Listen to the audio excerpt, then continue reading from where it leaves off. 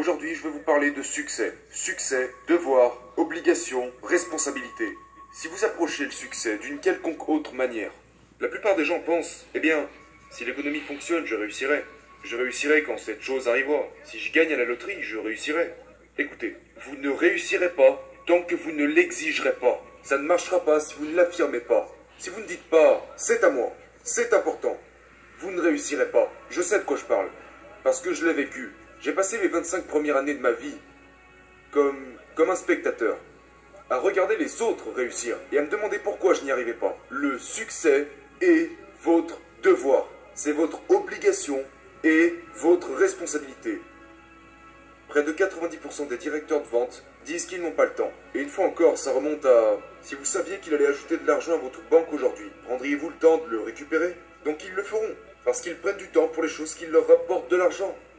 Si vous avez un client, espérons-le, si vous avez un client et que vous négociez un contrat avec ce client, et que vous avez un gros hamburger devant vous, j'espère vraiment que vous allez mettre le hamburger de côté pour travailler, parce que la priorité est de faire de l'argent.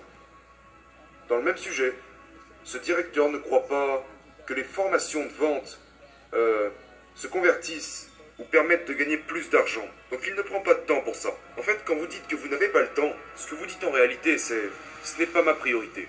Parce que vous ne pensez pas que cela puisse vous rapporter de l'argent. Écoute, tu veux que ton éthique de travail soit si élevée que les gens t'admireront pour ça. Donc je vais te poser une question maintenant. Est-ce que les gens te connaissent-ils vraiment grâce à ton incroyable éthique de travail?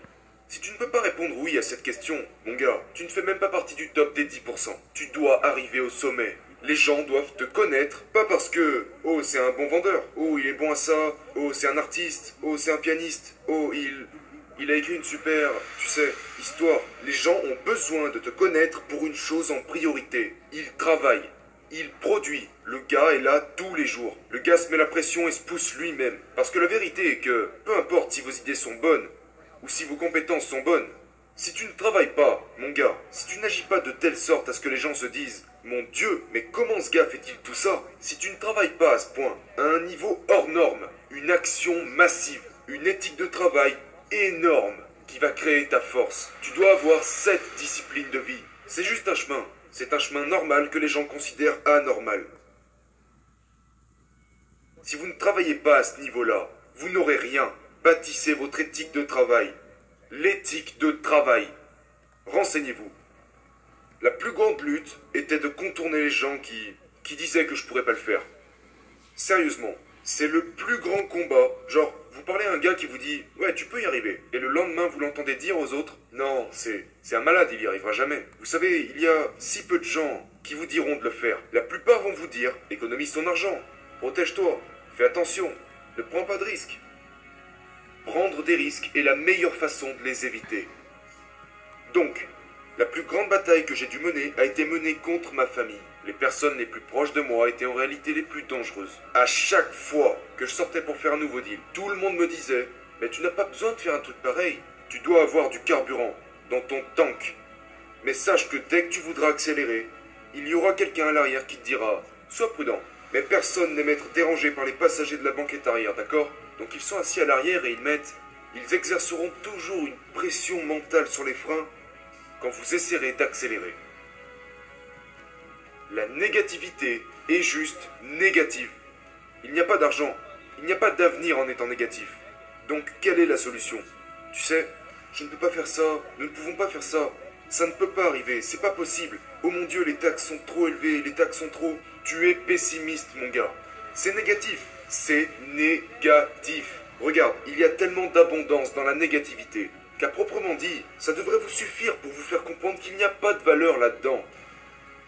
Vous devez vous engager à servir. Vous devez vous engager genre, hey, j'ai une cible. Je sais que lorsque nous n'atteignons pas les objectifs ici dans mon bureau, la première chose que je demande, sans tenir compte du service internet, de mon service de comptabilité ou de l'équipe de vente, je vais poser une question. Quelle est la cible?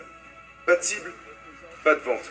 Donc si vous avez un rôle, si vous êtes dans le service ou peu importe, assurez-vous d'avoir une cible, évaluez cette cible chaque heure. Si vous voulez vraiment des résultats, évaluez votre cible toutes les heures en vous posant la question « Qu'est-ce que nous avons fait dans les 60 dernières minutes ?» Je vous le promets, faites ces deux choses simples. N'apprenez même rien sur la façon de vendre quoi que ce soit. Ayez une cible, évaluez-la toutes les heures et je vous garantis que vos ventes vont exploser. Dans toutes les entreprises que je possède, j'ai entre 4 et 5 sources de revenus par entreprise. Je ne vais certainement pas dépendre d'un seul produit. Une fois que je reçois les bénéfices de ces 4 flux provenant d'une de mes entreprises. D'accord? Par exemple, dans cette entreprise, c'est un projet en ligne appelé Cardone University. Donc il y a des conférences, il y a des livres, il y a des audios et des MP3. Ce sont 4 flux d'argent venant d'une de mes entreprises. Et à un moment donné, je me dis, ok, lançons une nouvelle entreprise. Donc je vais construire une nouvelle entreprise en parallèle. Comme un skieur, d'accord? Je ne veux pas que les skis se croisent. Je veux qu'elles soient parallèles. Afin que tout ce que je ne peux peut-être plus faire dans cette entreprise, je vais l'externaliser à un partenaire, en construisant une deuxième entreprise. Ensuite, une fois que ces deux skis sont en harmonie, peut-être que je vais bâtir une troisième entreprise ici pour laquelle j'ai une passion qui n'a rien à voir avec les 2 premières entreprises. Ce n'est pas de la diversification, c'est un accroissement puissant de flux monétaires. Et quand j'investis dans cette troisième entreprise, je vais prendre l'argent des 2 premières entreprises et dire, s'il y a une bonne affaire, foncez. Mais si vous n'êtes pas sûr de vous, n'y mettez pas un seul centime. Il y a tellement d'erreurs que font les vendeurs, je pense qu'ils doivent revenir aux fondamentaux. Mais vous ne vendez même pas des solutions, je veux dire. Avant même cela, je dirais que la plus grosse erreur est que les gens ne sont pas stimulés par ce qu'ils font. Ils ne sont même pas actifs.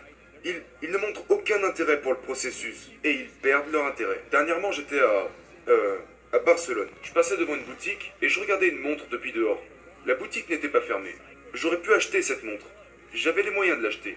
Donc je me promenais dans la boutique pendant mes vacances et je regardais cette montre. Je savais exactement quelle montre je recherchais. Et quand je suis parti, ma femme m'a dit « Qu'aurait-il pu faire pour conclure la vente ?» Et j'ai dit qu'ils auraient pu continuer de croire qu'ils pouvaient me la vendre. Ils auraient pu garder cet état d'esprit. Ce que je veux dire par là, c'est que si vous n'êtes pas intéressé, si vous ne pensez pas pouvoir conclure une vente, vous ne vendrez rien.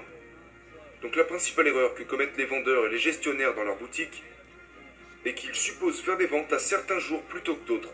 Je vais dans chaque opportunité, avec chaque client potentiel, chaque appel téléphonique, peu importe à quel point la vente peut être complexe ou ordinaire. J'ai la conviction que je peux vendre ce produit, ce jour-là, à tout moment. Exploitez votre potentiel, pas votre quota. Si vous voulez rester vraiment motivé, si vous voulez répondre à la question de savoir pourquoi les gens qui ont déjà réussi continuent de travailler, c'est parce qu'ils n'opèrent pas sur des quotas, ils opèrent sur leur potentiel. Ils sont motivés à atteindre leur potentiel. Ceci est également lié à leur obligation morale. Ils savent de quoi ils sont capables. Personne ne peut vous dire de quoi vous êtes capable. Vous êtes le seul à le savoir. Donc exploitez votre potentiel et pas votre quota. Les quotas sont des nombres, mais qu'est-ce qu'ils représentent? Quelqu'un pourrait dire, ton quota est de ta.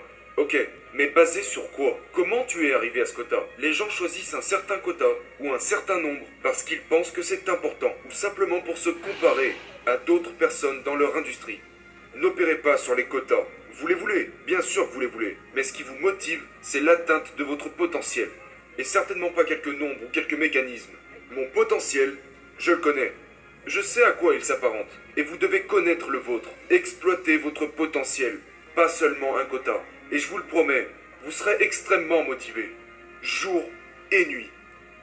Quand les choses tournent mal, vous devez fournir encore plus d'efforts. Vous allez devoir dépenser de l'argent que vous ne pensiez même pas dépenser. Mais accrochez-vous, restez dans la course. N'abandonnez pas, travaillez. D'accord? Je sais à quel point c'est dur. Je sais que c'est dur. Je sais qu'il y a des moments où vous vous dites « Mon Dieu, mais qu'est-ce que je suis en train de faire ?» Accrochez-vous et continuez de travailler.